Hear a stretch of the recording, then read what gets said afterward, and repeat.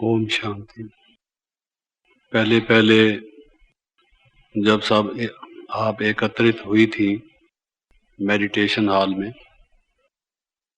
तो प्रारंभ में फर्स्ट सेशन में कुछ थोड़े से शब्द मैंने आपके सामने बोले थे, आपको संबोधित किया था।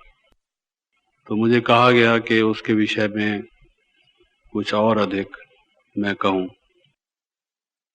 आप जो और टॉपिक्स को स्टडी कर रही हैं, वो तो आपके कोर्स में नियम पूर्वक जो बनाए गए सब्जेक्ट्स हैं, उनके विषय में आपको जानकारी दी जाती है, जो निस्संदेह आवश्यक है। मैं जो आपको बातें कुछ बता रहा हूँ या पिछली दफ़ा बताई, वो अटपटी इधर उधर की बातें हैं, लेकिन जीवन में कई दफ़ा काम आने वाली बातें हैं। कई बातें ऐसी होती हैं कि कुछ समय पर काम आ जाती। तो आज भी जो कुछ मैं बताने जा रहा हूँ, वो कुछ ऐसी ही बातें हैं। हो सकता है आपको लगे कि भाई वो ठेठ हमारे कोर्स की नहीं है, परंतु कोर्स से संबंधित अवश्य हैं, और उनकी जानकारी हमारा अपना पुरुषार्थ ठीक चलता चले, उसके लिए ज़रूरी है।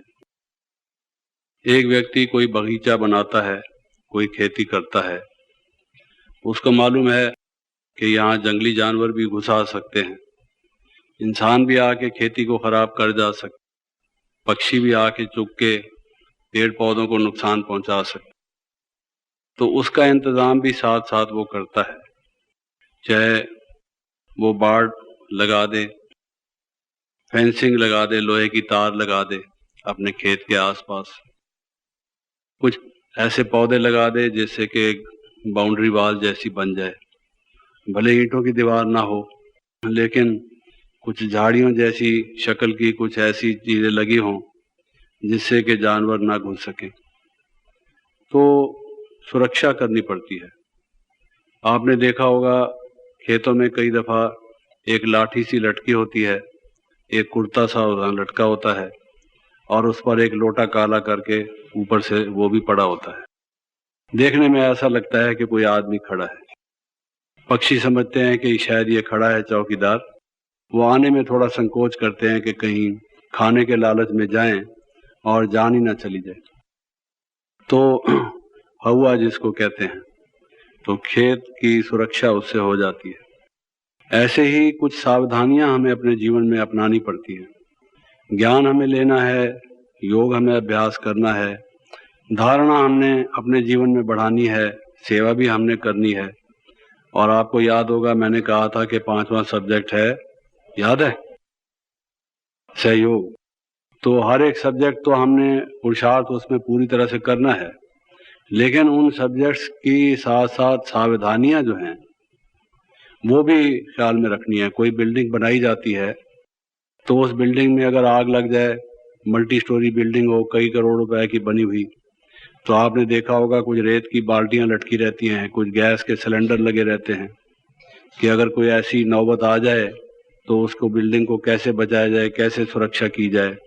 बैंक खोलते हैं लोग, बाहर एक गनमैन, एक वर्दी में एक आदमी नियुक्त करते हैं ताकि कोई आदमी लूटने के लिए आ जाए, थोड़ा उसको पहले से मालूम रहे कि यहाँ भी एक गन वाला आदमी खड़ा है।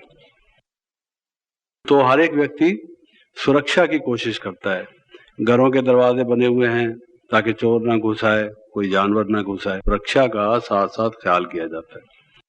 उसकी ही वजह से सावधानियों को इस्तेमाल करना पड़ता है। सावधानियां जो हैं वो उसकी सुरक्षा के लिए होती है, ताकि वो आगे बढ़े चीज। ऐसा ना हो कि मेहनत करके हम उसको संजोएं, इकट्ठा करें और वो लुढ़क जाए, कोई उसको लूट ले जाए, उसका जल्दी से कोई नुकसान ना हो जाए। तो ज्ञान हम लेते हैं, एक एक सब्जेक्ट को हम लेते हैं, उसमें किन किन सावधानियों को साथ में हमें इस्तेमाल करना है ताकि हमारे ज्ञान में वृद्धि होती जाए।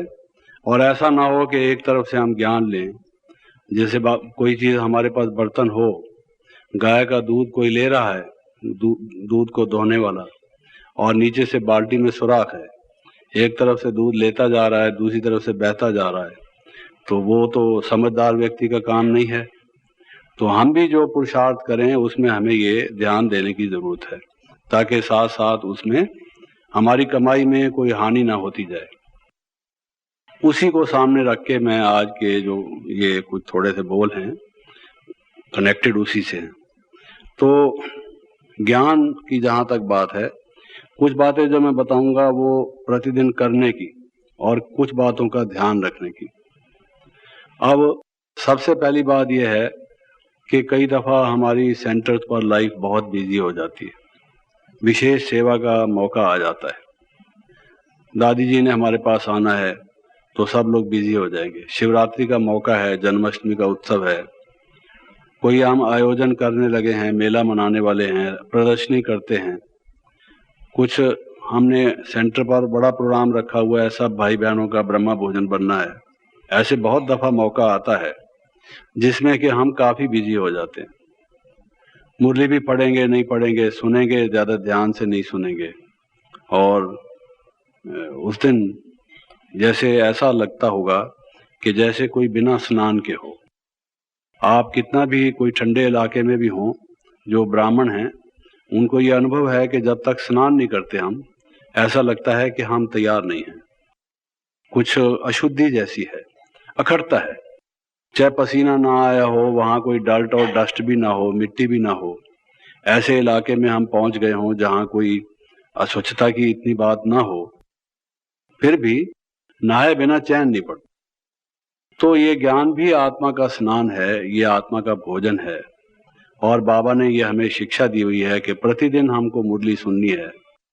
वो तो ठीक है, बाबा ने श्रीमत दी हुई है, उसका पालन आप करते हैं, लेकिन उस मुरली सुनने के साथ साथ एक बहुत जरूरी चीज जो मिस होती है। मुरली फिर भी बहुत सारे सुनते हैं, चाहे ध्यान देकर सुने चाहे ध्यान ना देकर सुने, पॉइंट्स अपनी डायरी में नोट करें या ना नोट करें, लेकिन स्वाध्याय नहीं करते, खुद बैठ के उसका अध्ययन नहीं करते। मुरली आपने सुन ली या पढ़ ली, उसके बाद जब आप अलग अपने साथ बैठ के उसको खोल के स्वयं नहीं पढ़ेंगे, स्वयं अध्ययन नहीं करेंगे, स्वाध्याय मैं कह रहा हूं, तो तब तक आपकी बुद्धि में पूरी तरह से वो बात बैठेगी नहीं।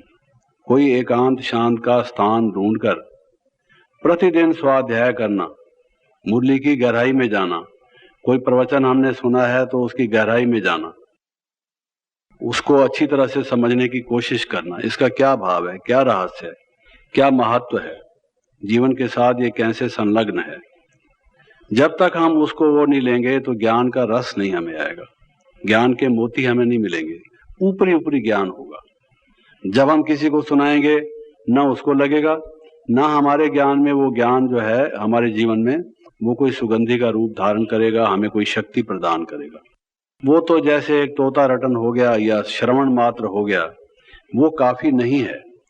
तो कितना भी आप व्यस्त हों, 10 मिनट 20 मिनट, आधा घंटा, पौना घंटा, घंटा, मैं समझता हूं कि कम से कम घंटा, लेकिन किसी परिस्थिति में आप 1 घंटा प्रतिदिन नहीं भी दे सकते, अधिक सेवा है, कोई कारण है, नियम ना छोड़िए।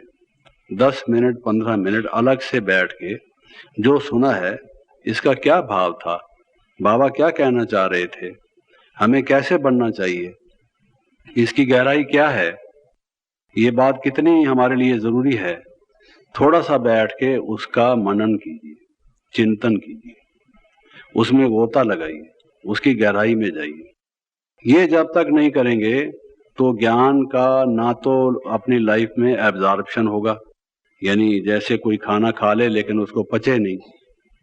कई लोग होते हैं, घर में एक बच्चा है जो खाना खाता है और हृष्ट पुष्ट होता जाता है, एक बच्चा है खाता वो भी वही खाना है, शायद उससे भी ज्यादा खाता है पतला, सुकड़ू का सुकड़ू, शक्ल उसकी सुकड़ू है, तीली पहलवान, जिसको तीली पहलवान कहा जाए, माचिस की तीली होती है ना, तीली पहलवान है वो।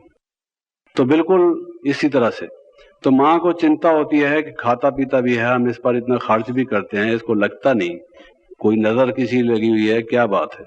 ये उसके शरीर में वो या तो चबाता नहीं, या उसका मैदा ठीक नहीं, स्टमक ठीक नहीं, स्टमक में जो रस निकलते हैं भोजन को हजम करने वाले, उसमें कुछ नुक्स है, या वो कोई व्यायाम नहीं करता, या उसकी शरीर की बनावट में कोई कमी बेशी है, कुछ ना कुछ तो है।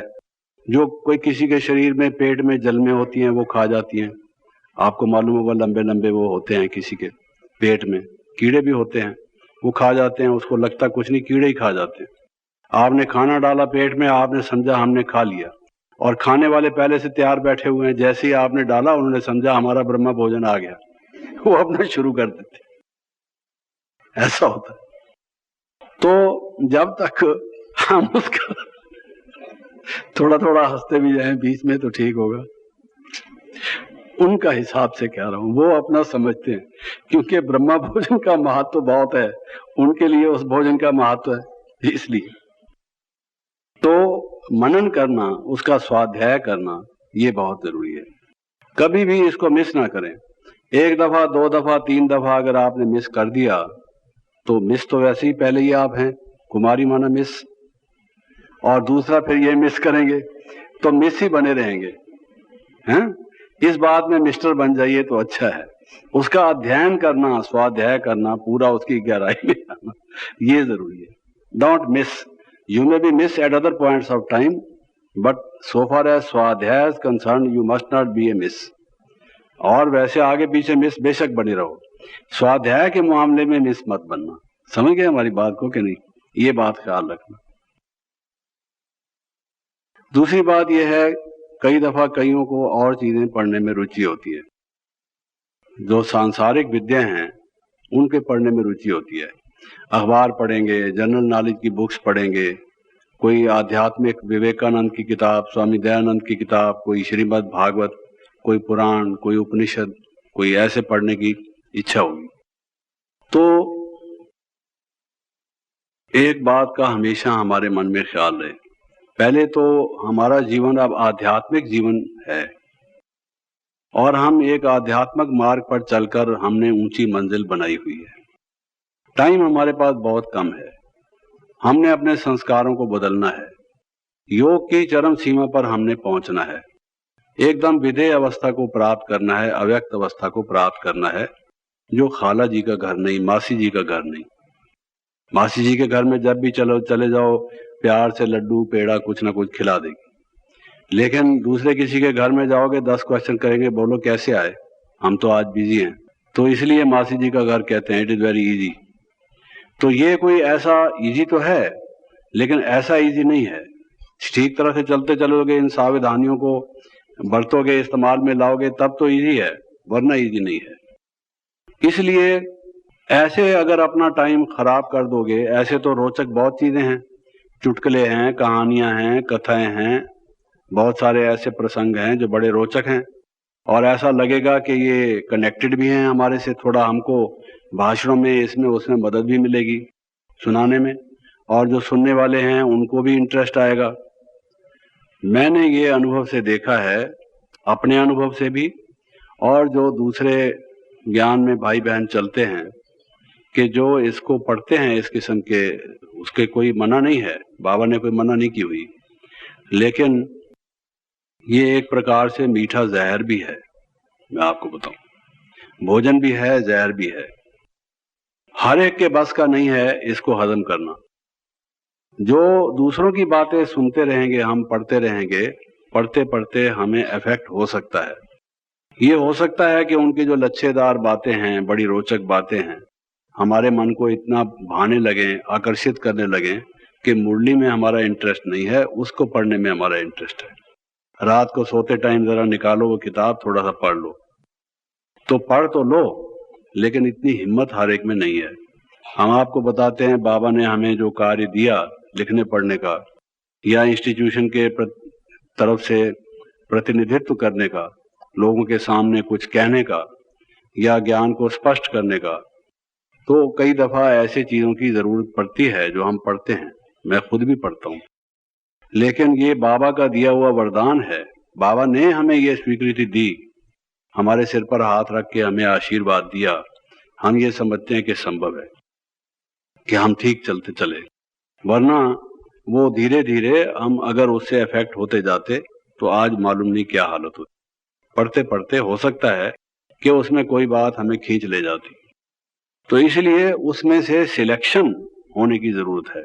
क्या हमको पढ़ना है? पहली चीज तो ये है कि जो लौकिक चीजें हैं, जिनका ज्ञान से कोई संबंध नहीं है, अध्यात्म से कोई संबंध नहीं, जीवन को ऊंचा उठाने से कोई संबंध नहीं, उनका तो प्रश्न ही नहीं उठता, उनको अलग कर दीजिए।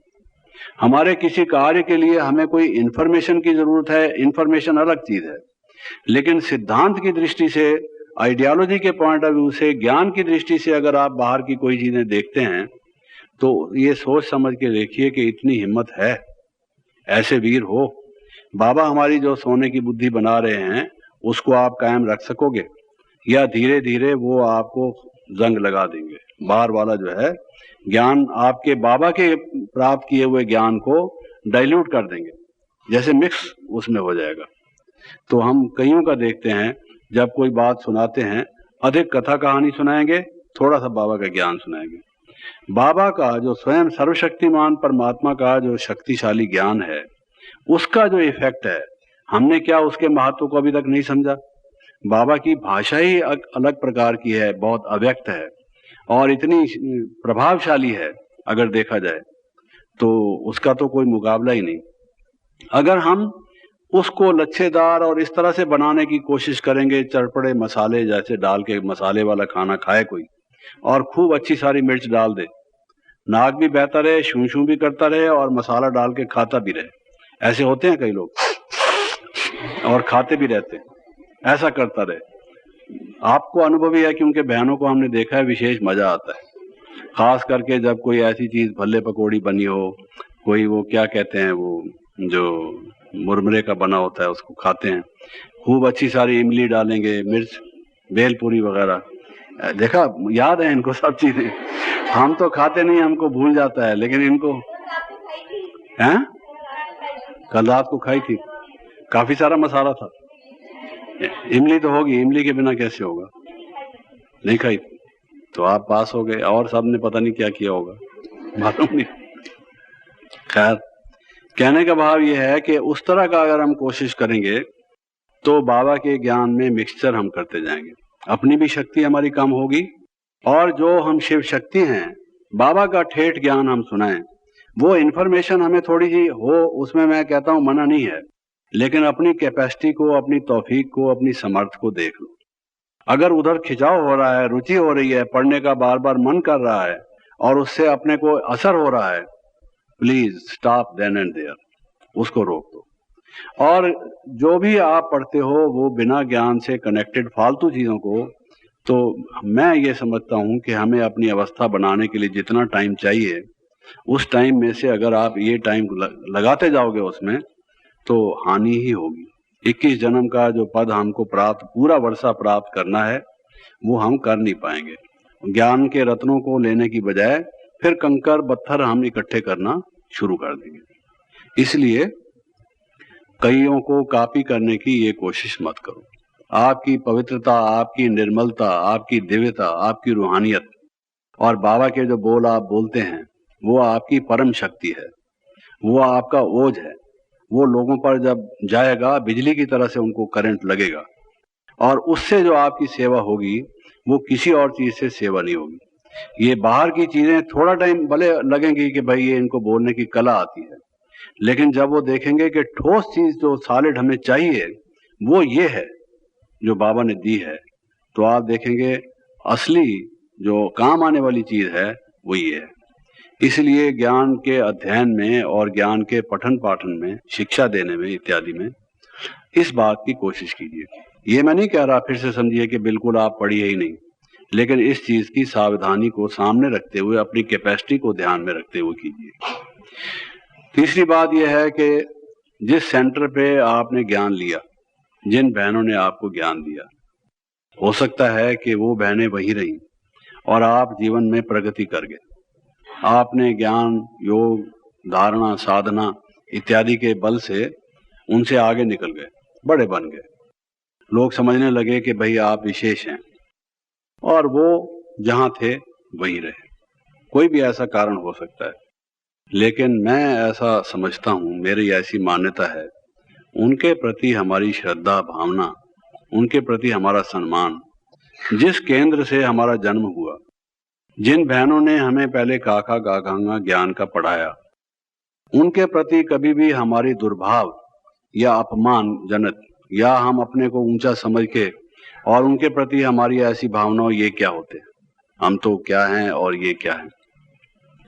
तो मैं ये समझता हूं कि ये एक आदमी को गिराने वाली चीज है। कभी भी उस एहसान को हम नहीं भूल सकते जिन्होंने हमें पहला पाठ पढ़ाया, ज्ञान मार्ग में अंगुली पकड़कर हमें आगे चलाया, बढ़ाया। वो जो दिन थे और वो जो घड़ियां थी, वो जो व्यक्ति थे, उनके एहसान को कैसे हम भुला सकते हैं।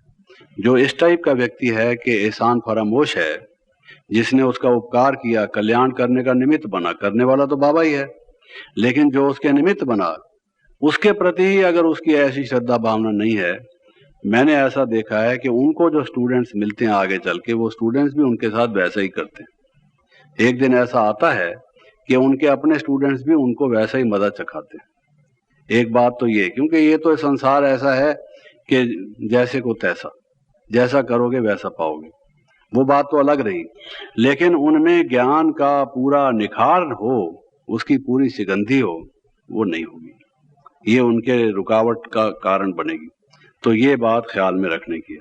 फिर कुछ व्यक्ति ऐसे होते हैं जो हमसे ज्ञान में आगे होंगे, किसी जिज्ञासु को समझाएंगे, उनसे कन्विंस होगा, उनको ज्ञान स्पष्ट करने का तरीका आता होगा, आर्गुमेंट्स उनके अच्छे होंगे, यादाश्त उनकी तेज होगी, एक के बाद एक अच्छी बात बताते जाएंगे, और उनकी बुद्धि में ऐसी विशालता होगी कि जिसको भी है वो कोई बात पूछेगा, उसको ठीक तरह से फट समय पर उनको उत्तर ख्याल में आ जाएगा, उसको दे देंगे। तो ऐसे कई लोग होंगे।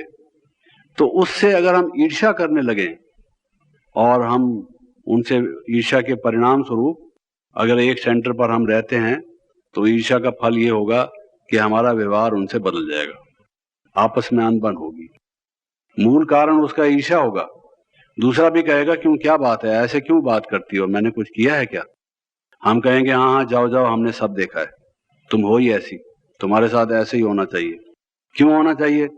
उसका जो रूट काज है वो ये है कि लोग समझते हैं ये अच्छा समझाती है और हम अच्छा समझाते नहीं, अपने से असंतुष्ट हैं।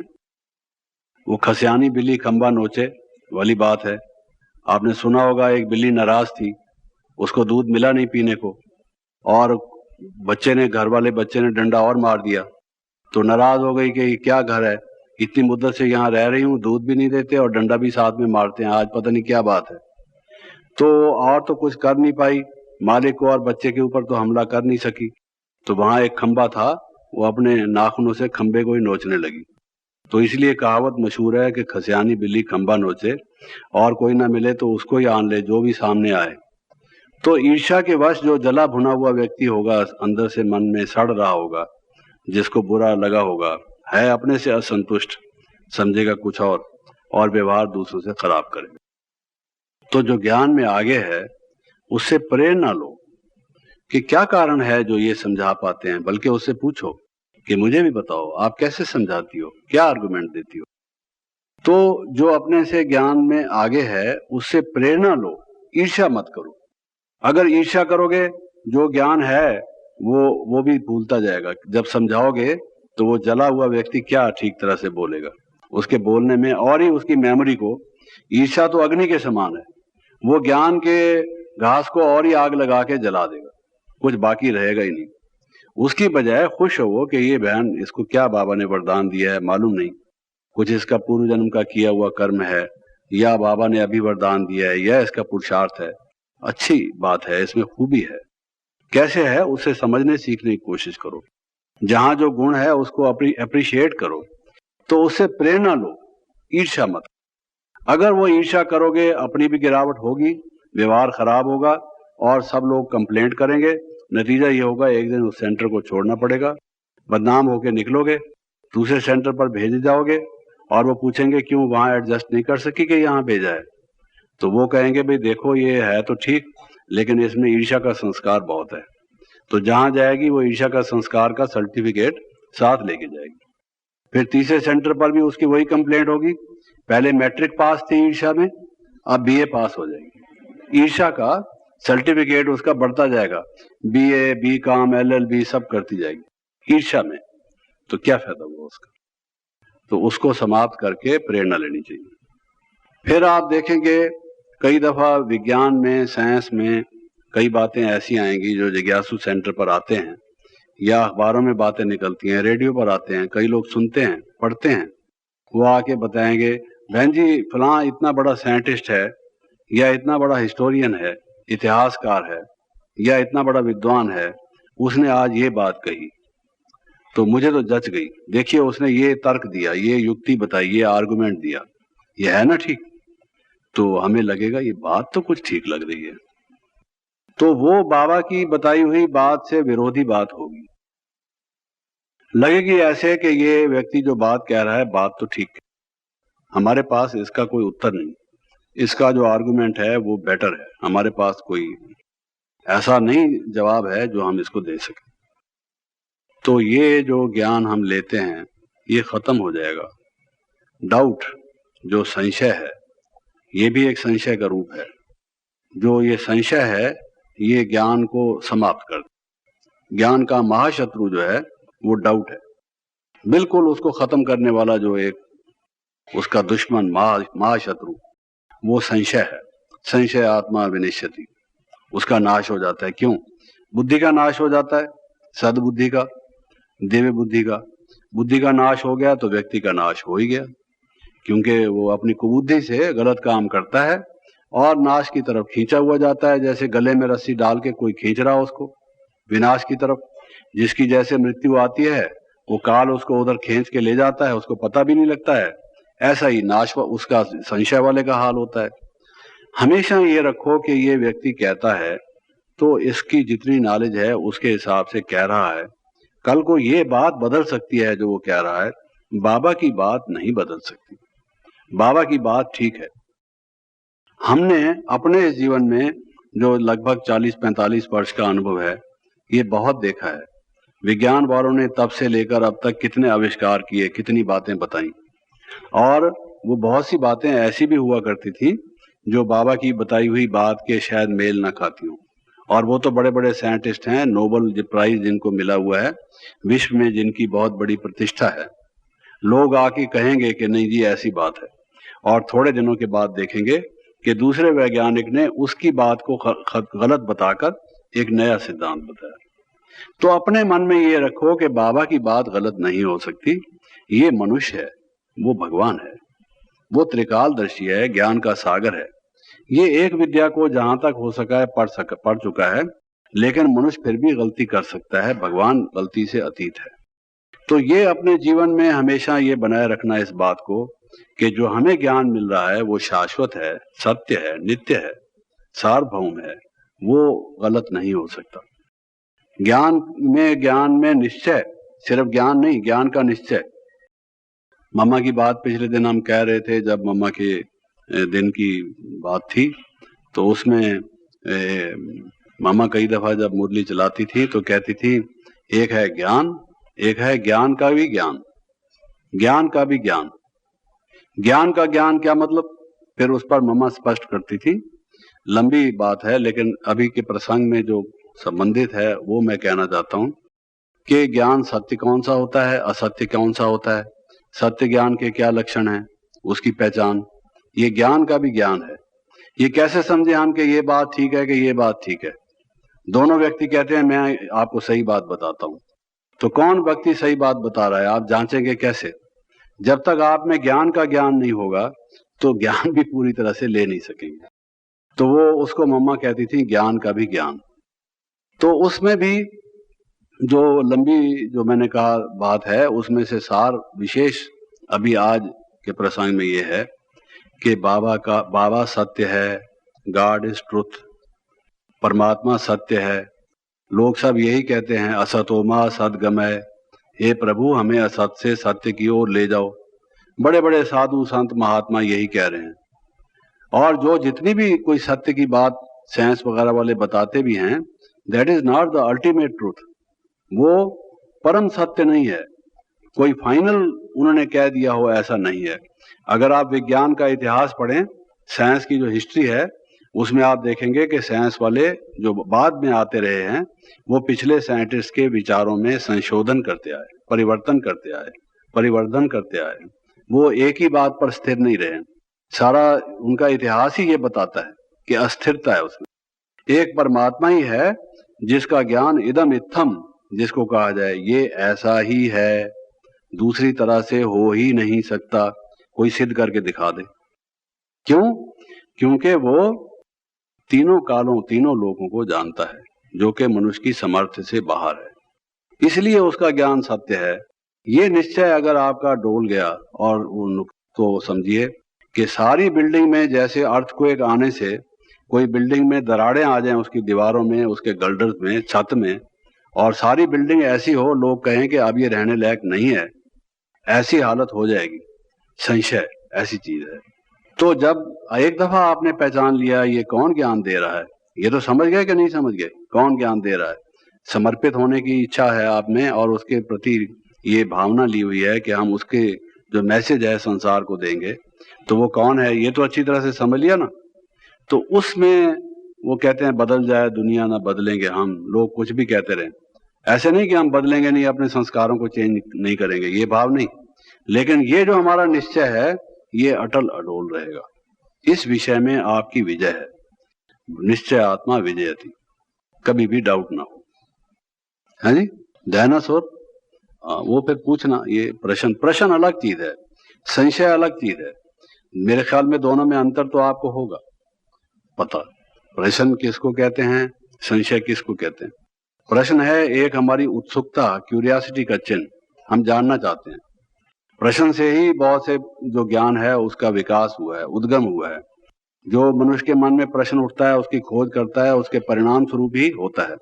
आपके मन में कुछ प्रश्न थे, मैं कौन हूँ, कहाँ से आया हूँ, कहाँ जाना है, ये संसार क्या है, उन प्रश्नों की थैली बांध के आप सेंटर पर ले आए थे, एक एक करके आपके हल होते गए, तभी आपकी समझ में आया। प्रश्न ही ना हो मन में, प्यास ही ना हो, तो क्या उसको आप अंडरस्टैंड करेंगे। इसलिए कई लोग कहते हैं मुमुक्षा, जो ये संत लोग हैं, माने प्यास इतनी ज्यादा हो, जुगुप्सा या मुमुक्षा, एकदम उत्कट प्यास हो कि इस ज्ञान के बिना मैं रह नहीं सकूंगा, अब मेरे जीवन में जब तक मुझे परमात्मा का परिचय नहीं मिलेगा, आत्मा का परिचय नहीं मिलेगा, मुझे चैन नहीं पड़ेगा।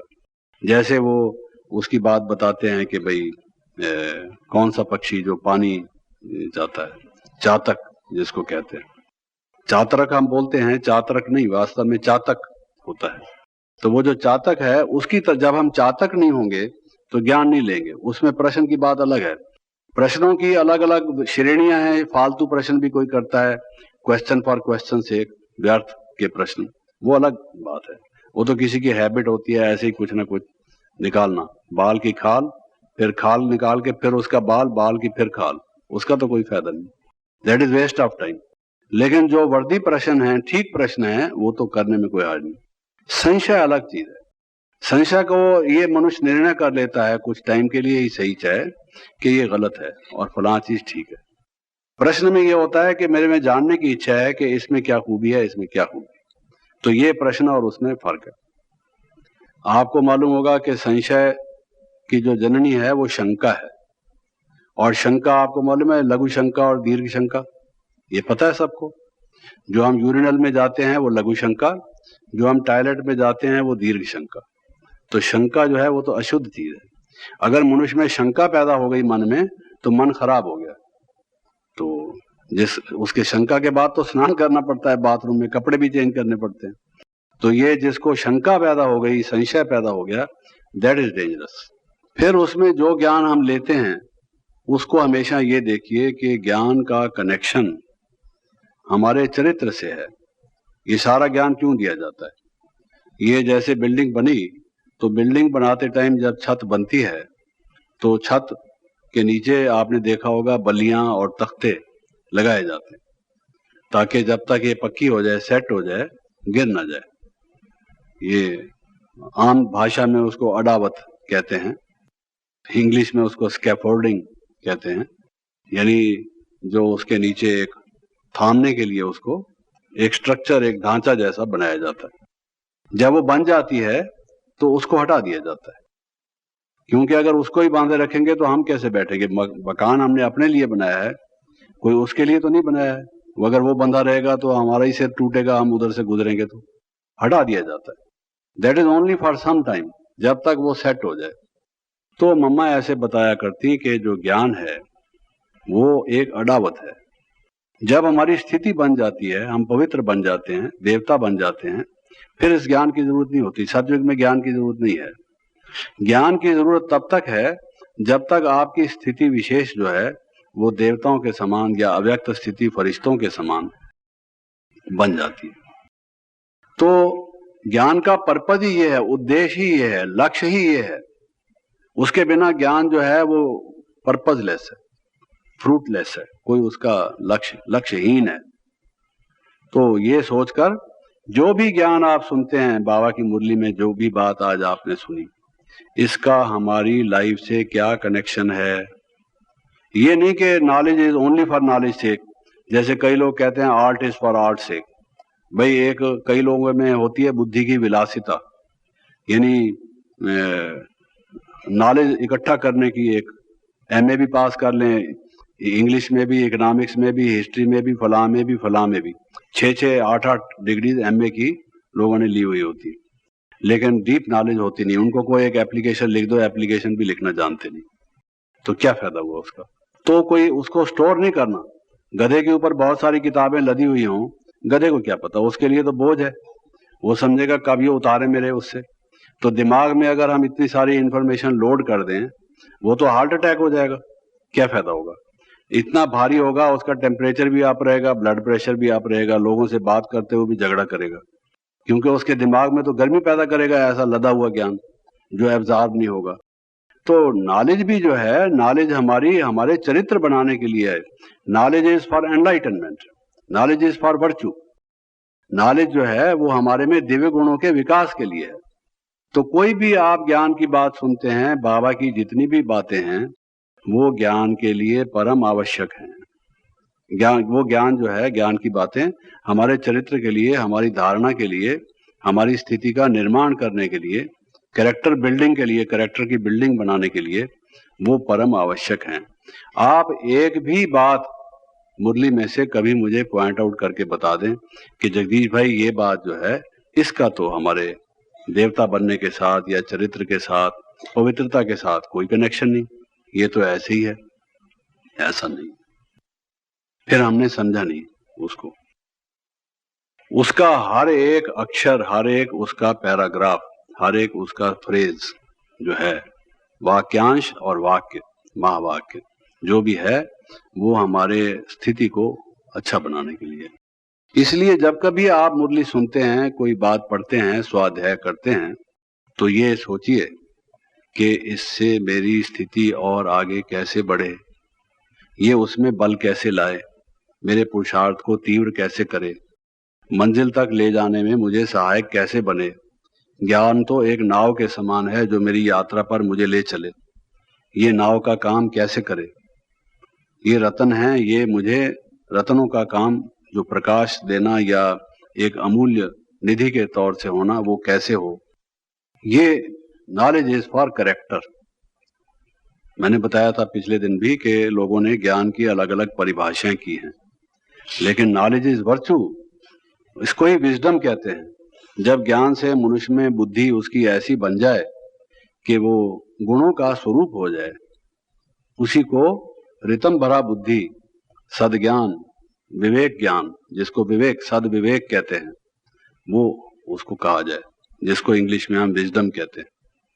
तो ये चाहिए, रितम भरा जिसको कहा जाता है, यानी अमृत के समान, वो ज्ञान है जिसमें विष का अंश मात्र भी ना रहे और हमारा जो चरित्र है अमृत के समान हो जाए। तो इसको ध्यान में रखना है। दूसरी बात यह है कि हम किसी भी बात को अंधश्रद्धा के तौर से एक्सेप्ट न करें। टोटल हम अपनी पर्सनैलिटी ऐसी बनाएं, चिंतन का जो हमारा तरीका हो, हमारा जो जीने का दृष्टिकोण हो, ज्ञान को जब हम सुनते हैं, बाबा के ज्ञान को, या संसार में कहीं भी कोई बात सुनते हैं, हमारा उसके प्रति जो दृष्टिकोण हो वो अंधश्रद्धा का ना हो। श्रद्धा हो, अंधश्रद्धा ना हो। बाबा के ज्ञान में श्रद्धा तो हमें हो, उसके अलावा जो मनुष्य कोई कोई बात बताते हैं, अगर वो बाबा के ज्ञान से मैच करती है, उसके अनुकूल है, श्रीमत के अनुसार है, तो हमारा उसके लिए नतमस्तक है, वो हमारे लिए शिरोधार्य है, पालनीय है। लेकिन नहीं तो उसको विचारिए, सोचने की जरूरत है, उसको सोचिए, एक्सेप्ट करने से पहले माइंड उसको एक्सेप्ट करे। अगर हमारा बुद्धि एक्सेप्ट नहीं करती, केवल इमोशन ने हमारे एक्सेप्ट कर लिया है, तो वो ज्ञान बुद्धि में सेट नहीं होता है, ठीक तरह से कन्फ्लिक्ट पैदा करता है, हमारी पर्सनैलिटी में, हमारे बिहेवियर में कन्फ्लिक्ट पैदा करता है। लोग जो बोलते कुछ और हैं, मानते कुछ और हैं, करते कुछ और हैं, मन वचन कर्म जो एक नहीं होता, उसका एक कारण ये होता है कि वो अंधश्रद्धा वाले लोग होते हैं, उनमें पूर्ण कन्विक्शन नहीं होता। जो बात उन्होंने सुनी हुई है और मानते हैं, थोड़ी थोड़ी मानते हैं, इसलिए थोड़ा वो बोलते हैं, और जो दूसरी थोड़ी बात मानते हैं, थोड़ा वो बोलते हैं, थोड़ा वो करते हैं। तो उनका जो एक धारावाहक उनका व्यक्तित्व हो, ऐसा नहीं होता। वो कई विषम धाराओं का मिला हुआ एक कॉम्प्लेक्स पर्सनैलिटी उनकी होती है। तो हम अगर अंदर बाहर से एक बनना चाहते हैं, तो उसके लिए जरूरी है कि अंधश्रद्धा ना हो, श्रद्धा हो। श्रद्धा माना ही है श्रद्धा। श्रद्धा शब्द दो शब्दों का बना है, श्रत धा। धा माने धारण करना, श्रत माने सत्य। सत्य को धारण करना, उसको ही श्रद्धा कहते हैं। सत्य को धारण करने के जब सत्य हमने समझ लिया, फिर उसमें विश्वास करना और उसको धारण करना, उसी का नाम श्रद्धा है। तो अंधश्रद्धा ना हो, लेकिन कट्टरवादिता भी ना हो, और ओपन माइंडेड हो। अब बाबा की बात है, हम कट्टरवादी कैसे ना हो? जो बात हमने बाबा की समझी, सुनी, हम मानते हैं, हमारा निश्चय है, तो हम उसके विषय में कट्टर हैं, तो वो बात अलग है। लेकिन कोई हमें बड़े बताते हैं कि देखो ऐसा नहीं, इसका भाव ये नहीं है, इसका भाव ये है, तो उसमें हम ओपन माइंडेड हों, ऑलवेज ओपन टू करेक्शन। अगर हमने कोई बात ठीक नहीं समझी है, तो ज्ञानी का एक लक्षण ये है कि जहां वो बात को एक सुलझे हुए मन से समझने की कोशिश करेगा, वहां वो ये भी कोशिश करेगा कि अगर कोई उसको करेक्शन देता है, वो ये ना समझ ले कि मैं तो सब समझता हूं। अगर किसी में ये भाव आ गया कि मैं जानता हूं, मुझे भी पता है, मैं भी पुराना हूं, मैंने भी सुना है, मैं भी बाबा के साथ रहा हूं, अगर ये भाव हो गया, उसकी करेक्शन होना समाप्त हो गया, तो परफेक्शन कैसे होगी? Perfection is impossible without correction. जब तक करेक्शन नहीं करते जाओगे, इंप्रूवमेंट कैसे होती जाएगी? और इंप्रूवमेंट नहीं होती जाएगी तो एक्सेलेंस कैसे होगा, परफेक्शन कैसे होगा? तो इंप्रूवमेंट होना जरूरी है। तो वो उस लक्ष्य तक, इतनी ऊंची मंजिल तक, कोई भी हमें अगर कोई बात ये ठीक तरह से समझा देता है कि देखो भाई, ये बात ऐसे नहीं है, ये व्यवहार ठीक नहीं, ये बोल ऐसे नहीं होने चाहिए, दृष्टिवृत्ति में इस तरह की भावना रखना ये ठीक नहीं, अगर कोई हमें समझा देता है और हम कहेंगे हाँ हाँ तुम ही ज्यादा समझते हो, जैसे कि हम समझते ही नहीं हैं, हम इतने पुराने हैं, आए हो हमें समझाने के लिए, अगर हम ये एटीट्यूड रखेंगे, तो फिर हम अपने सीमा, अपने जो लक्ष्य है, वहां तक नहीं पहुंच पाएंगे। Always be open minded. जहां तक ये समझने की बात है, सुनो तो सही, किसी की बात सुनने से पहले ही उसको रद्द कर देते हैं, ये तो गलत बात है। कोई बात ऐसे होती है जिसको बाबा कहते हैं हियर नो इविल, है ही इविल, उसको क्यों सुने? लेकिन कोई बात हमें कोई करेक्शन दे रहा है, तो क्या हमने करेक्शन नहीं करनी? हम हो चुके हैं परफेक्ट। बाबा ने कहा है अगर आत्मा परफेक्ट हो जाएगी, फिर तो शरीर छोड़ देगी, क्योंकि इम्परफेक्ट शरीर में कैसे रहेगी वो? जो हमारे इस शरीर में रहने का ये स्वतः ही एक प्रमाण है कि हम अभी परफेक्ट नहीं है, because we are in imperfect body, imperfect world, doing imperfect things. जब तक हमारे में रंच भी दे अभिमान है, तो बाबा कहते हैं कोई ना कोई भूल छोटी मोटी आप करते रहते हो। अगर कोई हमें समझाता है, कई दफा हम खुद भी समझते हैं, दूसरे के समझाने की जरूरत नहीं होती, वो हम कह सकते हैं कि हाँ जो आप कहते हैं वो हमने समझ लिया, आपका इशारा ही काफी है। लेकिन ओपन माइंड से समझना तो चाहिए। ज्ञान में भी अगर कोई बताता है कि इसका ये भाव है, समझना तो चाहिए। आखिर हमसे भी कोई बड़े हैं और उन्हें भी कुछ समझा है कि नहीं समझा है, ये हमेशा ख्याल होना चाहिए, वरना अभिमान आ जाएगा और ज्ञान में जो ग्रोथ है, हमारा विकास है, वो रुक जाएगा, हमारा अपना ही नुकसान होगा, हम आगे बढ़ेंगे नहीं। जो हमें पहले पहले ज्ञान में आने में जो खुशी होती है, लगता है कि बहुत हम में बल आया है, और बहुत लोग कहते हैं कि अब हमारी वो गति जो है वो मंद पड़ गई है। उसका एक मुख्य कारण यही होता है कि अब हम समझते हैं हम समझ गए, हमें सब पता है, जबकि हम वास्तव में समझे नहीं होते। अधूरे से अधूरे, little knowledge is dangerous thing वाली बात है, उतना ही समझे होते हैं कि भाई चूहे को हल्दी की गांठ मिली, कहता है मैं भी पंसारी हूं, वही वाली बात होती मिली है, इतना ही है। इस बात का ख्याल रखना चाहिए। कुछ हमारे ज्ञान के जो हम उदाहरण या उद्धरण देते हैं, या कोई गीता में से कोई श्लोक कई दफा पढ़ के हम सुनाते हैं, यदा यदा ही धर्मस्य ग्लानिर्भवति भारत अभ्युत्थानम अधर्मस्य तदात्मानं सृजाम्यहम्, या और कुछ कई बातें ऐसी हम बताते हैं। मन मना भव मद्यादि भव मामेव नमस्कुरु, जो भी मान लो इस तरह से बात हम सुनाते हैं। क्या समझते हैं कोई पंडित बोल रहा है? ऐसा नहीं, ये गीता की बात है, आपको सुना रहे हैं। आप लोगों ने भक्ति की नहीं, गीता पढ़ी नहीं, मालूम नहीं आपको। तो गीता हमारा मुख्य ग्रंथ रहा है, और अपने किस्म की एक चीज है जिसको बाबा ने आके अब ठीक किया है। साथ साथ ये कहना जरूरी है। तो अगर हम गलत बोलते हैं उसको, उससे ना ही बोलना ठीक है। अगर कोई हमको बताता है कि इसमें करेक्शन है, हम कहते हैं ठीक है ठीक है, अब क्या, और काम का नाच रहे हैं, क्या फायदा उसका। तो ना ही नाचिए तो अच्छा है। कहिए कि साहब ऐसा है, हम नाचना नहीं जानते, ठीक है, मैं ऐसा समझता हूं। लेकिन उसकी बजाय हम क्यों हिम्मत हारें, हम अपने को करेक्ट क्यों ना करें। तो कोई भी हमारे उच्चारण में, बोल में, हैबिट में, खाने पीने में, बैठने उठने में, किसी भी प्रकार की ज्ञान के वर्णन में, ज्ञान को सुनाने के तरीके में, क्लास कराने में, भाषण करने में कोई ऐसी त्रुटि है, कोई हमें बताता है ये ठीक नहीं है। अब देखिए कई लोग बैठते हैं यहाँ ऐसे बैठे हैं, आप भी उनके साथ बैठे हैं, ऐसे करते रहते। बस में बैठे हैं आपके साथ, सारी सीट हिलाते, आप भी साथ साथ हिलते। अब आपके पेट में जो खाना है वो भी हिल रहा है, तो आप समझते हैं कब हिलना बंद करे। कोई चीज पड़ी होगी, उसके ऊपर हाथ रख के झुक के खड़े होंगे। कोई चीज इस तरह से, मान लो सीधा खड़ा होना भी नहीं जानते। किसी वरिष्ठ व्यक्ति से बात की जाती है, कैसे खड़े हों हम, कैसे बात करें, अभिवादन करने की रीत क्या है, अपने से किसी बड़े से मिलें तो मिलें कैसे, नहीं मालूम है।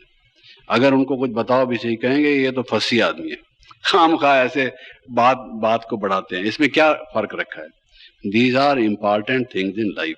अगर हम महाराजा महारानी बनने वाले हैं, एटिकेट मैनर्स क्या होते हैं, जो एक शिष्ट व्यक्ति है, एक महाराजा महाराजा से कैसे मिलता है, एक शिष्ट व्यक्ति कोई साहबजादे से कैसे मिलता है, उसका बोलना कैसे होता है, ये सब चीजें हमें छोटी छोटी बातें भी सीखने की हैं।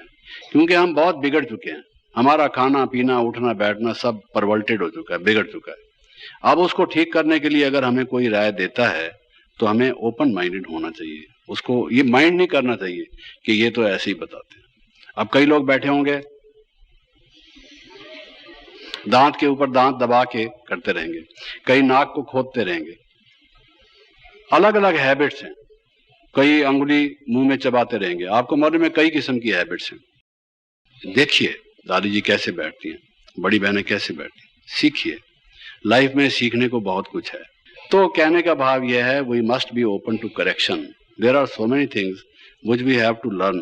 ये जीवन सीखने के लिए है, और सीखने के लिए बहुत सारी बातें। क्योंकि टेढ़ापन, हम अष्टावक्र है ना, 8 जगह से टेढ़े हैं, कोई अष्टावक्र एक थोड़ी था, सब हम अष्टावक्र हैं। तो वो अब सारे वक्र कहाँ से निकले? एक दफा लकड़ी टेढ़ी सूख गई, गीली लकड़ी को तो सीधा किया जा सकता है, सूख गई उसको ठीक करना बड़ा मुश्किल है। लेकिन बाबा कहता है हो सकता है, मैं उस्तादों का उस्ताद हूं, करता है, तो हमें कोई करेक्शन मिलती है तो करना चाहिए। फिर खास बात यह है कि बाबा ने जो ज्ञान दिया है, निस्संदेह उससे हम ज्ञान की अथॉरिटी बन जाते हैं। जो ज्ञान हमारे पास है वो दुनिया में किसी के पास नहीं है। ये एक ऐसी जबरदस्त चीज है जिसका मूल्य इतना महान है, जो संसार की परम श्रेष्ठ विद्या है, जिसकी तुलना में और कोई विद्या टिक नहीं सकती, जिससे कि अविनाशी प्राप्ति होती है, जिसको हम अविनाशी ज्ञान कहते हैं। और इसके कई नाम हैं, कि ज्ञान औषधि है, ज्ञान अमृत है, ज्ञान ये है, ज्ञान रतन है, ज्ञान जड़ी बूटी है, कई चीजें हम कहते हैं। ऐसे और किसी ज्ञान के नाम नहीं है। इससे अनंत लाभ है। भाई अमृत धारा से इतनी बीमारियां दूर होती हैं, लेकिन ये असली अमृत धारा जिससे क्या कुछ हमें प्राप्ति होती है, तो निस्संदेह उसको प्राप्त करके हमारे रोम रोम में हर्ष आता है। हमें एक जिसको कहना चाहिए सात्विक रूप से स्वाभिमान आता है कि हम कितने सौभाग्यशाली हैं कि बाबा ने हमें चुन के इतना अनमोल वर्षा दिया है। बाबा आपका कितना कैसे हम धन्यवाद करें। तो ये हमारी तकदीर है कि ऐसी चीज हमें प्राप्त हो गई है, लेकिन हम उसके कारण से किसी से अभिमान से तो ना बोले। ज्ञान का यही तो मतलब है कि हम अपने जीवन में नम्र बने। ज्ञान हमें मिल गया और बने हम उसके अपोजिट, नम्रता की बजाय। कहते हैं जिस वृक्ष को जितना, जिस शाखा को जितना फल लगता है उतना वो झुक जाती है, और उसकी बजाय हम बांस के पेड़ की तरह से अकड़ के खड़े हों, तो वो तो उसके विपरीत हो गया। तो अथॉरिटी का नशा हम में रहे, ये एक बड़ी कला है। जैसे सर्कस में कोई कला है लोग अपनी दिखाते हैं, बैलेंस, तो ज्ञानी की ये कला है कि पूर्ण निश्चय होते हुए भी कि परम सत्य ज्ञान, त्रैकालिक सत्य, सार्वभौम सत्य, शाश्वत सत्य जिसको कहा जाए कि भाई प्रत्यक्ष ज्ञान जिसको कहा जाए, ऐसा ज्ञान हमें मिला। लेकिन उस ज्ञान के मिलने के साथ साथ, उसके नशे के साथ साथ, उतनी ही हमारे जीवन में नम्रता हो।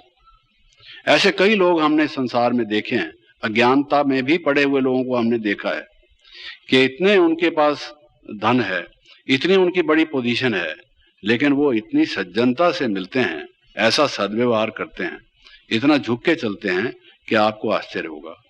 आप कहेंगे कैसे ये व्यक्ति है। और हम लोगों से तो और भी ज्यादा उम्मीद होगी कि जो देवता बनने चले हैं, जो संसार का उपकार और कल्याण करने के निमित्त हैं। बाबा कहता है जो निमित्त होता है वो नम्र होता है, तो हमारी नम्रता कितनी ऊंचे पाए की, ऊंचे दर्जे की होनी चाहिए। हमारा स्वभाव जो है उसमें ये चीज बहुत जरूरी है। हम जो बाबा मम्मा के साथ रहे, इतनी बड़ी अथॉरिटी को, ब्रह्मा से और महान कौन हो सकता है, सृष्टि के नंबर 1 आत्मा।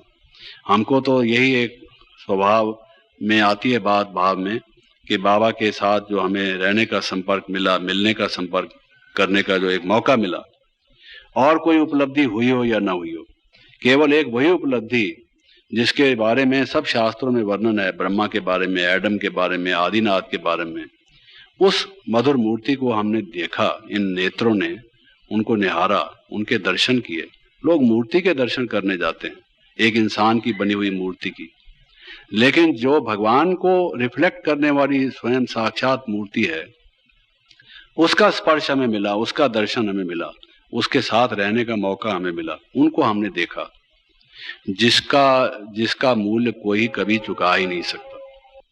जो कहते हैं कि योगी कैसे बोलता है, योगी कैसे व्यवहार करता है, योगी भोजन कैसे करता है, योगी उठता बैठता कैसे है, योगी के क्या लक्षण होते हैं, तो वो जो बाबा के संग रहकर बाबा को देखने का एक मौका मिला, जो एक, जिसको हम कहें कि बाबा ने जिसको हमारे सामने एक मॉडल के रूप में, एक नमूने, एग्जाम्पल, सैंपल के रूप में रखा, वो संसार की सबसे बड़ी उपलब्धि है। उससे बड़ी और कोई प्राप्ति हम समझते हैं कि नहीं हो सकती। हमारे जीवन में तो इतनी अनंत अनगिनत परीक्षाएं छोटी और बड़ी आई होंगी, उसका वर्णन या उल्लेख करने लगे तो मैं समझता हूँ बहुत कहा जा सकता है उसके विषय में। लेकिन उस सब के में से गुजरने की जो हिम्मत या शक्ति जो मिली, जहाँ ज्ञान से मिली, योग से मिली, उससे कहीं अधिक या किसी मात्रा में भी कम नहीं मैं समझता हूँ जो बाबा को नज़दीक से देखने में एक मौका मिला, जिनके सामने भी परीक्षाएं और वो परिस्थितियां आईं, वो जो छाप पड़ी माइंड के ऊपर, उनकी जो छवि थी, उसने मदद की। इसलिए आप जितना वो बाबा के चरित्र अगर आप सुने उस ज्ञान के साथ साथ, तभी वो ज्ञान जो है वो रंग लाएगा, उसमें वो भरत आपको मिलेगी, उसमें स्ट्रेंथ वो आएगी।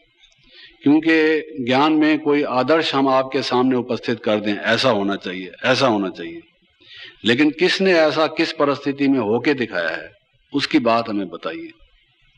तो वो जब हम बाबा के जीवन से सुनते हैं वो हमारे लिए लाभदायक है। तो इतने ज्ञान की अथॉरिटी जो थे वो कितना नम्र स्वभाव के थे। उन बच्चों ने कि किसी ने क्या व्यवहार किया, संसार वालों ने क्या व्यवहार किया, उस साधारण तन में कैसे लोगों ने नहीं पहचाना। लोग कहते हैं साधारण तन, मैं तो साधारण नहीं मानता, लेकिन चूंकि मनुष्यों जैसा शरीर था तो लोगों ने एक मनुष्य के शरीर को देखकर मनुष्य एक समझा, वो अलग बात है, वरना तन भी उनका साधारण नहीं था। अगर उनका हाथ भी किसी को स्पर्श कर गया तो मैं समझता हूँ वो हाथ स्पर्श करना भी अपने में एक बहुत ही आध्यात्मिक प्राप्ति थी। चाहे वो हाथ प्रकृति का था, लेकिन उस प्रकृति के हाथ से भी किस प्रकार से रूहानी एक स्पर्श मिलता था जो आत्मा को जाके स्पर्श करता था उनके माध्यम से, वो तो एक दास्तान ही अलग है। लेकिन इतनी बड़ी अथॉरिटी को भी हमने ऐसी परिस्थितियों में भी कैसे नम्र देखा, तो उसमें हमारा क्या कर्तव्य बनता है। हमारे पास तो उनके तुलना में कितना अल्प ज्ञान है, कम, क्या मुकाबला ही नहीं है। हम तो बच्चे हैं छोटे, जिसको सिंधी में कहते हैं भांबरी पहनने वाले। छोटा बच्चा होता है ना, घुटनों के बल जो चलता है, खड़ा नहीं हो सकता है, वो उस टाइप के बच्चे हैं अभी। तो वो और कहाँ बाबा, कितना कोई तुलना भी नहीं। तो ये अभिमान जो है, जो आपस में दैवी परिवार में भी संघर्ष और टकरार पैदा करता है, ये एक हमारे लिए गिरावट का काम है। तो ज्ञान में ये हमें ख्याल रखना चाहिए, वरना उस ज्ञान का हमारे कोई प्रभाव नहीं होगा, ना हमारे जीवन में कोई विशेष रूप से लाभ होगा, ये समझ लीजिए। और फिर बाबा ने हमें बहुत सारे टाइटल दिए हैं, बहुत टाइटल दिए हैं। जिस तरह से बाबा ने औरों को कौरव या अज्ञानी कहा है, हमें जो ज्ञानी बच्चे, योगी बच्चे, तपस्वी बच्चे या और कई टाइटल्स जो हमें दिए हैं, समय समय पर देते हैं, वो सब टाइटल्स का नशा भी हम में रहे, लेकिन उसके साथ साथ फिर वो रूहानियत भी हम में रहे, लोगों के सेवा का भाव भी हम में साथ साथ रहे। इसका बैलेंस करना ये जरूरी है, वरना वो ज्ञान जितना भी अगर हम मुरली पढ़ते होंगे, मुरली पढ़ के लोगों को सुनाएंगे, उनको लगेगा ये तो वाचक ज्ञानी है, बस सिर्फ सुनाना ही जानते हैं, इनके अपने जीवन में तो है नहीं। देखिए प्रैक्टिकली अभी कैसे बात कर रहे थे, और मुरली में जाके कहते हैं ऐसे करना चाहिए, ऐसे करना चाहिए। जो उनके नजदीक आते हैं वो समझते हैं ये तो सांग रचता है, ऐसे ही बनावटी बोलता है, असली बात तो कुछ और है, फर्क पड़ता है। तो इसलिए इस बात का हमें ख्याल रखना चाहिए कि कैसे भी हम लोगों से बड़े रेस्पेक्टफुली, सिर्फ नम्रता का भाव ये नहीं है कि ये हम बड़े ऐसे शब्दों में बोलें, बल्कि दूसरों को सम्मान पूर्वक शब्दों से बोलें। ये ना समझें कि हम हैं अथॉरिटी, हम हैं विश्व का उद्धारक, कल्याण करने वाले, नए विश्व की रचना करने वाले, मास्टर रचयिता, मास्टर सर्वशक्तिमान इत्यादि इत्यादि, मास्टर ज्ञान सागर। इस सबके बावजूद दूसरों को, जिनको मालूम ही नहीं कि भगवान आया है, कैसे ज्ञान मालूम हो भी सही, तो भी आपस में भी हमें किस तरह से रेस्पेक्टफुली बात करनी चाहिए, आदर पूर्वक, सम्मान पूर्वक। ये एक सोचने की बात है, वरना वो ज्ञान बेकार हो जाता है। काफूर की तरह से, कपूर जैसे होता है, आप में से कईयों को अनुभव होगा, कईयों को नहीं होगा, कितना सुगंधी देता है, उसकी विशेष प्रकार की जो लाभदायक स्मेल होती है, जो कई चीज़ों को दूर करती है, खराबियों को, लेकिन कितनी जल्दी उड़ जाता है। इसलिए कहते हैं वो तो काफूर हो गया। काफूर हो गया माना जल्दी से उड़ गया। तो ज्ञान भी वो कफूर हो जाता है, कपूर जिसको कहते हैं, उर्दू में कपूर कहते हैं, इंग्लिश में कैम्फर कहते हैं। तो वो उड़ जाता है जल्दी से, अगर हमारे में वो भाव नहीं होगा तो। फिर कई दफा जो हम ज्ञान लेते हैं, जब हम दूसरों को अपने से ज्यादा ज्ञानवान, ज्ञाननिष्ठ, ज्ञान में आगे देखते हैं, उनकी वर्णन के तरीके को, उनके आर्गुमेंटेशन को, उनके प्रेजेंटेशन को इत्यादि इत्यादि, तो अपने में आत्मविश्वास खो बैठते हैं। कहीं पर हमें सेवा के लिए कहेंगे, किसी को समझाने के लिए कहेंगे, हम कहेंगे नहीं नहीं, ये इतना पढ़ा लिखा है ना भाई, हम नहीं, इसको दे दो, ये समझा दे। तो अपने में आत्मविश्वास हम खो बैठते हैं, सेवा के लिए ना करने लगते हैं। जबकि हमें ये मालूम होना चाहिए कि कार्य कराने वाला बाबा है, करण करावनहार वो है। हमने जीवन अपना बाबा को दिया है, बाबा ने जिनका हमारे द्वारा कल्याण कराना है, ड्रामा में वो निश्चित है। हम ये सोचकर कि बाबा हमें आप वरदान दो, क्या बोलना है आप हमें टच करो, बाबा को याद करके बैठें, मैं आत्मा हूं, अपने को सोच के दूसरे को आत्मवत आत्मदृष्टि से देखें और फिर अपने में कॉन्फिडेंस करके बाबा इसका ये आया है, बाबा ने इसको भेजा है और बड़ों ने मुझे ड्यूटी दी है तो इसका कल्याण होगा निश्चित रूप। तो ये भी नहीं होना चाहिए कि हिम्मत हार दें हम दूसरों को ये देख कर के वो हमसे ज्यादा समझदार हैं और हमें कुछ मालूम नहीं है। हम ये समझें कि लोगों ने अगर हमें चांस दिया है तो इसमें आगे बढ़ने का हमें एक मौका है। प्रैक्टिस ही नहीं करेंगे तो आगे कैसे बढ़ेंगे। तो ये जो कई दफा ना कर देते हैं, नहीं आज मेरी तबीयत खराब है, आज मैंने नींद नहीं की, आज मेरे को ये कारण है वो कारण है, आज तो इसको दे दो, हफ्ते का कोर्स कराना है, हम समझते हैं आज तो दे दे, फिर कल हम कहते हैं नहीं नहीं इसने शुरू कराया है ना, अब इसको ही कराने दो। समझा। भाव ये होता है कि हम छूट जाएं किसी तरह से, ये टेढ़ा आदमी है या ज्यादा पढ़ा लिखा है, शायद हमसे संभल ना पाए और कहेंगे कि आप जिसको कोर्स कराती हो वो तो टिकता ही नहीं है, चला जाता है, पता नहीं आप में क्या है, आप कुछ ऐसी बात ढंग से बताती नहीं, जिज्ञासु आते हैं, टाइम स्पेंड करते हो और चले जाते हैं। तो एक दो दफा किसी ने ये कमेंट किया और हमने समझ लिया कि हमारी तो किस्मत ही ऐसी है, टिकता तो कोई है नहीं, काहे को ये काम करना। तो हम कहते हैं नहीं नहीं हम किचन में खाना बनाएंगे, ये काम इसको दे दो। अंदर में बात ये होती है कि आत्मविश्वास हम खो बैठते हैं, सेल्फ कॉन्फिडेंस खो बैठते हैं। तो ये तो अपने ज्ञान की, जैसे अपने पांव पर कोई कुल्हाड़ा मारे, जिस वृक्ष पर जिस शाखा पर बैठा हो उसको ही काटना शुरू कर दे, ये गलत है। Practice makes a man perfect. कोई भी जन्म से परफेक्ट नहीं होता है, करत करत अभ्यास के जड़मती होत सुजान, जैसे कहा गया है। तो कैसा भी है बाबा का नाम याद, बाबा को याद करके हम शुरू करेंगे तो भला ही होगा, ये सोचकर करो। अब धारणा के सब्जेक्ट को मैं लेता हूं कि उसमें किन बातों का ख्याल रखने की जरूरत है। जैसे कि प्रथम दिन मैंने कहा था कि आजकल प्राय केंद्रों में, सभी में नहीं, प्राय केंद्रों में जो आर्थिक हमारे वहाँ के जो स्थिति है वो ऐसी कोई कष्ट साध्य नहीं है, कठिन नहीं है। कोई ऐसा नहीं है कि हमको बहुत ज़्यादा जफाकशी करनी पड़े, कोई ज़्यादा मजबूरियों से रहना पड़े, कठिनाइयों से पार होना पड़े। बाबा के भंडारे में कोई इस तरह की बात नहीं है जैसे कुछ समय अपने यज्ञ के इतिहास में हम सुनते हैं कि ऐसा आया था। तो अब जो ग्रुप्स या टीचर्स यहाँ ग्रुप से टीचर बन के जो जा रहे हैं, उनके सामने ये एक परिस्थिति आएगी कि अगर आपको by chance, by luck, what ever it में बी, आपको मौका किसी ऐसे सेंटर पर रहने का मिल जाए जहाँ किसी चीज़ की कमी नहीं, दूध की, घी की, फल की, कपड़े की, टोलियों की, रहने के बिस्तरों की, किसी भी चीज़ की, बाथरूम्स हैं अच्छे बने हुए हैं, रहने का स्थान अच्छा है, कोई असुविधा नहीं है, सुविधापूर्वक जीवन है। उसमें अगर हम चलायमान हो गए, प्रलोभन आ गया हमें कि हमारा शरीर तो कमजोर रहता है, यहाँ दूध तो काफी है, खूब पियो, चीजें पड़ी हैं, मिठाई टोली बनी हुई है, शाम को भी गुलाब जामुन, दोपहर को भी गुलाब जामुन। तो ये अगर हमें भोजन के पदार्थ आकर्षित करते हैं, प्रलोभित करते हैं और उस संपन्नता में हम गुलछड़े उड़ाते हैं, ऐसे ऐश से रहते हैं, तो ये हम भविष्य अपना ऊंचा बनाने की बजाय जो दान दिया हुआ पैसा है लोगों का सेवा में लगाने के लिए, उसको अगर हम अपने पर्सनल यूज के लिए इस तरह से इस्तेमाल करने लग गए, वो पातक है, उसका पतन हो गया। ये सब चीजें पड़ी हैं, बाबा के लिए हैं, बाबा की सेवा के लिए हैं, उसमें मुझे भी अपने लिए प्रयोग करने का, मैं भी बाबा का एक बच्चा हूं, वो अलग चीज है। लेकिन पहले सेवा अगर उससे कुछ होती है, आपको किसी ने एक गुलाब जामुन दिया, एक और खा लो, अच्छा भाई तुम बहुत कहती हो तो दे दो, दे दिया, दूसरा खा लिया हमने, नहीं नहीं एक और खा लो, एक और खा लो, मेरी तरफ से खा लो, भाई तुम मजबूर मत करो, नहीं नहीं एक खा लो, फिर कुछ हो जाए, चलो लाओ, लाने दो, भूख है नहीं। गुलाब जामुन हजम करने वाले को तो कम से कम खेती करनी चाहिए।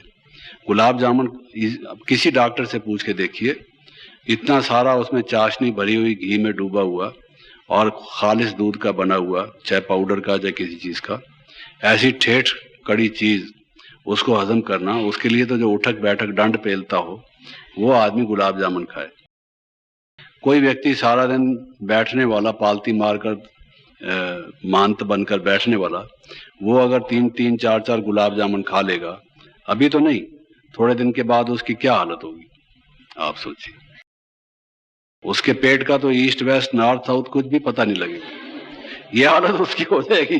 तो क्या फायदा उसका? अपनी तबीयत भी खराब करना, बीमारी भी मोल लेना, खर्च भी अपने ऊपर चढ़ाना, दूसरे की सेवा से भी उसको वंचित करना, तो ये क्या हमने समझा? ये ज्ञान समझा है? ये तो नीयत ही खराब है। इसलिए सबसे पहले, ये तो सिर्फ खाने की चीज है, ऐसे ही और जो चीजें हैं बढ़िया से बढ़िया, कोई भी चीज इनकी देख लो, इनका शैम्पू देख लो, इनका साबुन देख लो, इनकी क्रीम की शीशी देख लो, इनके पाउडर की शीशी देख लो, इनकी चोटी को बनाने के लिए जो क्लिप है वो देख लो, इनका सैंडल देख लो, इनकी साड़ी देख लो, इनके बिस्तरे की चादर देख लो, इनकी बाल्टी और बाल्टी का मग देख लो, वो फैशन इनके पास मिलेगा। कमरे के पर्दे देख लो, सब चीज।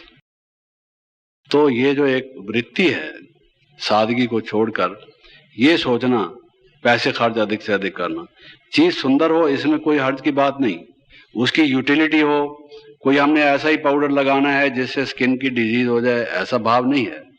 लेकिन हम जो अधिक से अधिक खर्चीली चीज किसी को देख के कि इसके पास ये है, कहीं किसी सेंटर पर गए, ये कौन सा शैम्पू इस्तेमाल करती हो, इसका क्या फायदा होता है, ये होम्योपैथिक है, इससे जो है ये फायदा होता है, बाल चमकदार होते हैं और नरम नरम होते हैं। तो हमें अपने जीवन में अगर ये चड़क भड़क और इस तरह की आदतें चाहिए तो हम संन्यास्त, या जिसको कहना चाहिए समर्पित या सेवाधारी, क्या आपने को कह सकते हैं? This is not Yogi life, this is not ज्ञानी लाइफ। तो ये प्रलोभन जिसके जीवन में आ गया वो भी गया। जैसे वो कहते हैं ना, 100 दा नोट पुनाया ते गया है, नौकर नू पड़ोसन नाल मिलाया ते गया, मुंडे नू कुड़ी नाल ब्याया ते गया। तो ये पंजाबी की कहावत है।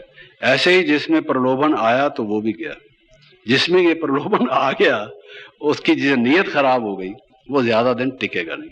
हमने बहुत देखा, एक शैम्पू पड़ा है, दूसरा कहीं से और इकट्ठा कर दिया, तीसरा और इकट्ठा कर दिया, वो तो संग्रह की प्रवृत्ति उसमें हो जाएगी। और ये इकट्ठा करने की जखीरा खेजी जिसको कहा जाए, होल्डिंग, जो बिजनेस में कई लोग करते हैं, वो हमारी प्रवृत्ति हो जाएगी, विच इज वेरी डेंजरस। इसलिए पहला पहला अपना जीवन का असूल बनाओ कि मैंने अगर योगी बन के अपना 21 जन्म का भविष्य ऊंचा बनाना है तो एक न्यारा रहकर, ये ट्रस्टी बनकर, ये बाबा की अमानत है, सेवा के लिए है, उस तरह से चलो। ये पहली चीज। दूसरी चीज है प्रशंसा। तो वो जो धारणा की और बहुत सारी बातें हैं, 36 गुण लिखे हुए हैं, जब टूरिस्ट आते हैं उनको हम समझाते हैं, वो तो आप बोर्ड से नोट कर सकते हैं। दिव्य गुणों के गुलदस्ते में भी लिखी हुई हैं और भी कई जगह। अभी गुणों का वर्ष चल रहा है तो उसमें वैल्यूज का उसमें भी बताते हैं। ये मैं कुछ अलग सी बातें बता रहा हूं जो हमारे लाइफ के गिरावट ना आए, स्वच्छता से, निर्मलता से, आत्म संतुष्टि से, कॉन्शियंस हमारी कहे भाई तुम ठीक आदमी हो, उस तरह से हम चले, उसके लिए है। ऐसे ही जब आप ज्ञान देने लगेंगे, समझाएंगे, भाषण करेंगे तो प्रशंसा करेंगे लोग, ये अच्छा करते हैं, इनमें कोई विशेषता है। कोई भी आप सेवा का कार्य करेंगे, है वो बाबा का दिया हुआ ज्ञान, है वो ज्ञान का इफेक्ट, लगा उनको ज्ञान अच्छा रहा है, लेकिन वो प्रशंसा जो कर रहे हैं हम समझते हैं कि हमारी प्रशंसा कर रहे हैं। अगर बाबा बीच में से निकल जाए तो आप एक बिल्कुल जैसे फटा हुआ ढोल होता है, बेसुरा, वैसे ही हो जाएंगे। ये आप करके देख लीजिए, कितना भी आप कोशिश कर देख लीजिए, जमीन खोदी है, पानी निकलेगा ही नहीं, जब तक वो हमारे उसको कोई मदद करने वाली ऊपर की शक्ति है नहीं। ये जो कुछ भी हम कार्य करते हैं अपने जीवन में, जो ये सेवा का कार्य, अगर कोई ये समझ लेता है कि मेरी अपनी बुद्धि से और ज्यादा मेहनत से या किसी भी इधर उधर के कुछ तरीके लगा के करने से सफलता हुई है, वो गलत है। ठीक है, उस मेहनत का फल मिलेगा जो हमने की है, और जो हमने सोचा है, दिमाग लगाया है, हमारे को वो बुद्धि भी मिलेगी, बुद्धि देने वाला देगा हमको और देगा, क्योंकि हम सेवा में उसको लगाते हैं। लेकिन जो सफलता है, जो उसकी प्राप्ति है, कईयों को देख लीजिए कितना भी काम करते हैं फिर भी सफलता होती नहीं है। ये जो सफलता होती है ये हम कहीं गलत ना समझ लें कि ये हमारे कारण से हुई है, और उसकी जो प्रशंसा लोग कर रहे हैं उसके अधिकारी हम हैं। अगर हमने ये समझ लिया तो हमारी गिरावट शुरू हो गई। कितने भी ऊंचे ज्ञानवान आप क्यों ना हो, वो गिरावट शुरू हो गई। कईयों में ये आदत होगी अपना फोटो खिंचवाना, कोई तालियां बजाए, कोई मालाएं पहनाए। प्रशंसा के कई रूप होते हैं, कोई अप्रिशिएट करे आपको, उसके कई तरीके हैं। तो कईयों को आपने देखा होगा ग्रुप के फोटो खींच रहे हैं, धीरे धीरे खिसकते खिसकते फ्रंट रो में ठहरने की कोशिश करेंगे। दो आदमी खड़े हैं, उनको इधर उधर करके बीच में अपनी शक्ल, अपना मुंह ले आएंगे ताकि कैमरे में हमारा भी आ जाए। पूछ भी लेंगे भाई हम दिखाई दे रहे हैं कि नहीं दे रहे। कहीं किनारे पर बैठ खड़े होंगे तो कहेंगे भाई इधर हम आ जाएं। ये हम नहीं कहते कि भाई अगर फोटो खींच रहा है तो आप कहीं गायब हो जाइए, आप ना आइए। जब सबको एक कहा गया है आइए तो आप उसमें बेशक आइए, लेकिन हम उसके लिए चलायमान हो उठे कि हमारा फोटो जरूरी है, ये गलत। हमारी प्रशंसा होनी चाहिए, हमारे लिए तालियां बजें, हमारा स्वागत हो कहीं भी हम जाते हैं। इस तरह से जो हमारे एक दृष्टिकोण है, ये जीवन में गिरावट का एक साधन है, ये समझ। तो एक प्रलोभन, दूसरा ये प्रशंसा, तीसरा बहुत से लोग हमें सेवा के लिए ऑफर करेंगे। बहन जी कोई काम है, कोई यज्ञ की सेवा है, कुछ करना हमें बताइए, आज हमारे पास टाइम है। कोई चीज बाजार से लानी है, जिससे उनका मतलब ये होता है भी हम अपने खर्च से ले आएंगे, कोई चीज लानी हो तो तन से, मन से, धन से लोग सेवा के लिए ऑफर करेंगे, बाबा की सेवा समझकर कि ये अच्छा कार्य हो रहा है, इसमें हमारा भी भविष्य बन जाए, कुछ इस ख्याल से। और अगर हम ये समझ लेंगे कि ये हमारे ही सेवा के फल से स्वरूप ये जो कुछ कर रहे हैं उसके अधिकारी हम हैं, या ये हमारे सेवक हैं, हम तो खुद ही सेवक हैं, फिर सेवकों के भी सेवक, हम उनको जो इस तरह से ट्रीट करते हैं, जो ये देखने लगते हैं कि ये सेवक हैं, ये प्रवृत्ति ठीक नहीं। और उनको अपना सेवक बना लेना, ये काम तो कराओ, वो काम तो कराओ, जरा झाड़ू तो लगा दो, जरा पोछा तो लगा दो, जरा बर्तन तो साफ कर दो, जरा गेहूं तो बीन दो, जरा आटा तो पिसा लो, जरा सब्जी, जरा जरा करते करते मरा मरा कर देते हैं, उस आदमी को थका देते हैं, उसकी हालत चाहे कुछ हो जाए। ये तो प्रवृत्ति ठीक नहीं है। और ये प्रवृत्ति जो है कि ये आदमी पैसे वाला है, इससे ये काम निकालो, ये आदमी इस तरह का सेवा कर सकता है, ये मोटा ताजा है, वजन उठा सकता है, इससे गेहूं की बोरी उठवाओ, और ये फलां कर सकता है, उससे वो कराओ। तो उठा सकता है तो उठाए बेशक, लेकिन जो एटीट्यूड है, ये हमारा भाई है, इस कार्य को करने के समर्थ है, वो अलग चीज है।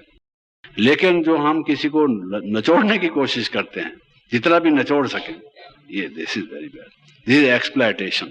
ये एटीट्यूड बड़ा खराब है। बाबा की सेवा के निमित्त ये कार्य करके अपना सौभाग्य बनाएंगे, ये हमारा भाव होना चाहिए। इनकी भी तकदीर बने, ये भी आगे बढ़े सेवा में, जो जो कर सकते हैं समर्थ, उस पॉइंट ऑफ व्यू से हम उनको सेवा देते हैं, वो ठीक है। लेकिन इस पॉइंट ऑफ व्यू से कि हम तो बैठे रहे महंत बनकर, हाथ पर हाथ और पालती मारकर, और ये व्यक्ति अपना करता चले, दिस एटीट्यूड इज रॉन्ग। इसका ख्याल रखने की जरूरत है।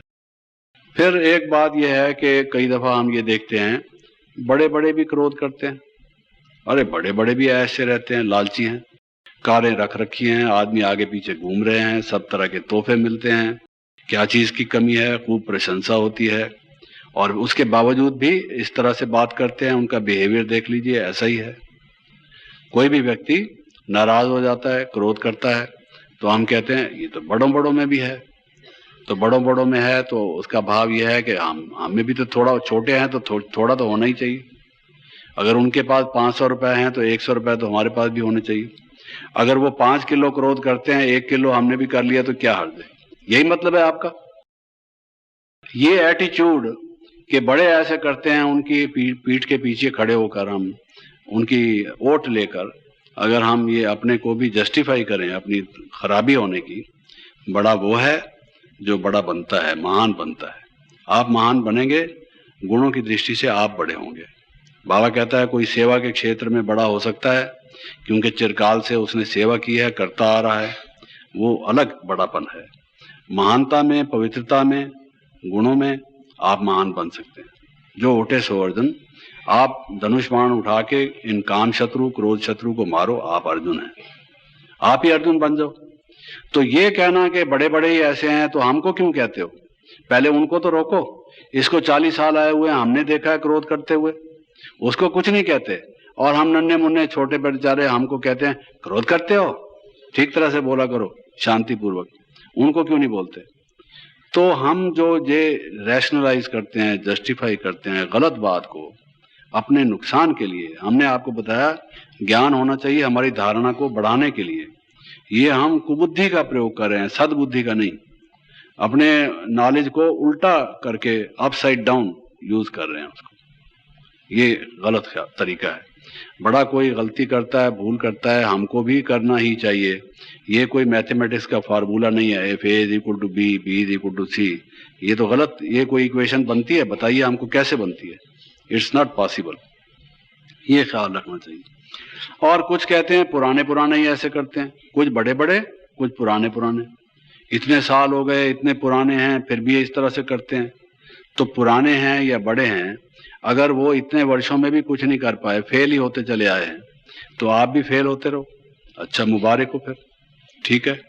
वो वरदान सुनते हो मुरली में, आप ये वरदान भी प्राप्त करना चाहते हो, काम में क्रोध में फेल भव, प्रलोभन में फेल भव, आप ये वरदान लेना चाहते हो, क्योंकि बड़ों को भी ये वरदान मिला है, तुम भी ये ले लो, लोगे वरदान ये। आपको दादी जी के पास जाओ, दादी जी को आशीर्वाद दो, दादी जी कहें क्रोधी भव, है जी, तो आप क्या कहोगे, दादी जी क्या बोल रहे हो, ये ऐसा वरदान थोड़ी कहलाता है, ये वरदान है। तो आप वो बड़ों को देख के ये वरदान अपने ऊपर ले रहे हो, आया किसी मुरली में, it's wrong thing which we are doing. तो बड़े ऐसे करते हैं, पुराने ऐसे करते हैं, ये जो दृष्टिकोण है ये गलत है। ये बदले तो मैं बदलूं, बाबा ने कई मुरलियों में कहा है, पहले ये बदले तो मैं बदलूं, उसकी बजाय बाबा ने क्या कहा है, वहां कहते हैं पहले आप बदलो फिर हम बदलेंगे, ऐसा नहीं। इसमें बाबा ने कहा है पहले आप वाली बात नहीं, ये लखनऊ नहीं है, ये मधुबन है। तो उसमें ये आप सोचो कि पहले मैं बदलूंगा तो सृष्टि बदलेगी। Self transformation is the key to world transformation. ये बदले तब तक मैं क्यू में खड़ा रहूंगा, इसको 20 साल लग जाए, मैं खड़ा रहूंगा धूप में, आप खड़े रहेंगे लाइन में कि ये बदले मैं लूंगा। अब किसी काउंटर पर आप जाते हैं, आगे वाला कोई देर लग रहा है, आप कहते हैं भाई इसको कितना टाइम लगेगा, अगर इसका टेढ़ा काम है तो जरा भाई हमको करा लेने दो, हमारा तो 1 मिनट का काम है, कहते हैं कि नहीं। आप क्यू में ठहरना पसंद करते हैं, तो ये भी बदले, ये भी बदले, ये भी बदले, ये भी बदले, फिर आप पूछ के एंड में खड़े हैं और आप तब बदलेंगे, तो फिर बाकी क्या करेंगे, उस वक्त रहेगा क्या समय। So these kind of thoughts are waste thoughts, जिसको बाबा कहता है ये लीकेज है, वेस्टेज है, इस किस्म की बात है, धारणा है। अब समय हो गया है, इसलिए हम यही समाप्त करते हैं। इनको भी अगर हम अपने जीवन में धारण करें तो अच्छा हो। ओम शांति। Thank you.